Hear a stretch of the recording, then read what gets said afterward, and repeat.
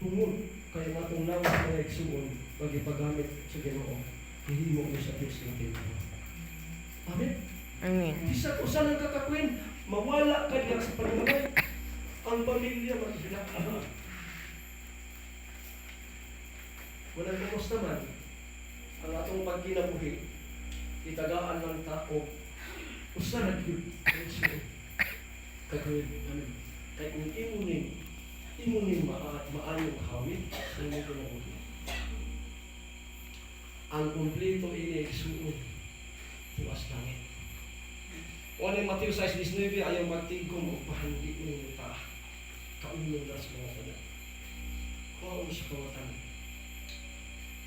pagtigom o pahandi ito sa langit. Kung sa mali, wala natin.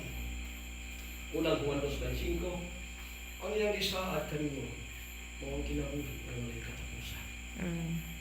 Lamang kining sinsiyo na kinabuhi sa matapusan na ito, ato ning gamiton mga igsuon uban sa pagpaubos sa akong kagalingon isip usa lang kasinsiyo.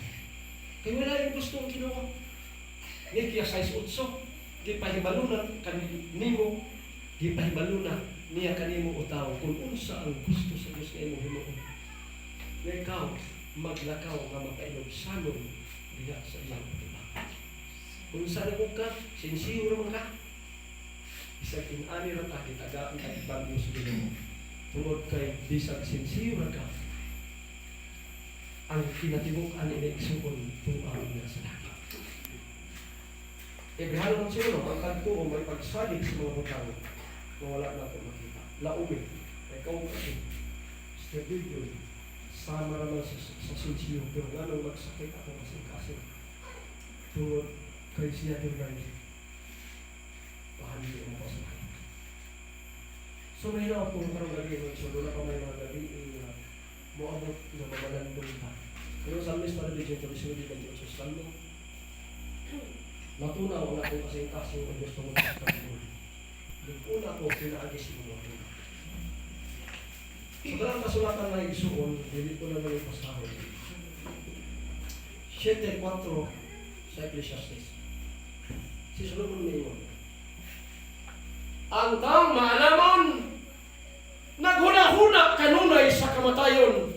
Apan ang taong buwang-buwang, ang kasing-kasing tukas kahilayan sa kalimutan. Kung saan pag-prove niya ikaw mahimong maalamon, ikaw mahimong huwin, pero may gibong aton, kung ikaw kanunay, naghuna-huna kabay sa kamatayon. Ano? Tungod kaya kamatayon ng iksod, kadamutan. Kung di na anak pa sa yun, doon na kayo bulaton. Kung sa Pablo, ang pagkabuhi, alam ka na kay Mas Kristo, ang pagkamatay, ang pagkaon. Yung gabi ako nagalaw, still doing wala pa po. Still doing without kung ito ang naman. Kaya ito siya makita niya, panahon, sa pag-uli na sa tinuod na kinagulit nito niya. Malang sa mga parinti, yung siya sa mga siya. Kamu dili magmanuya tungod kay kamo aduna may paglaho. Ang gabi, ang Diyos pagdahatag natong kalikon, wala atong tuhod. Kung sa video sa iyang temporary mga pulitan.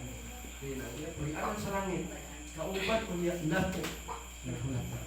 God bless o mayong gabi sa kalamang Amen.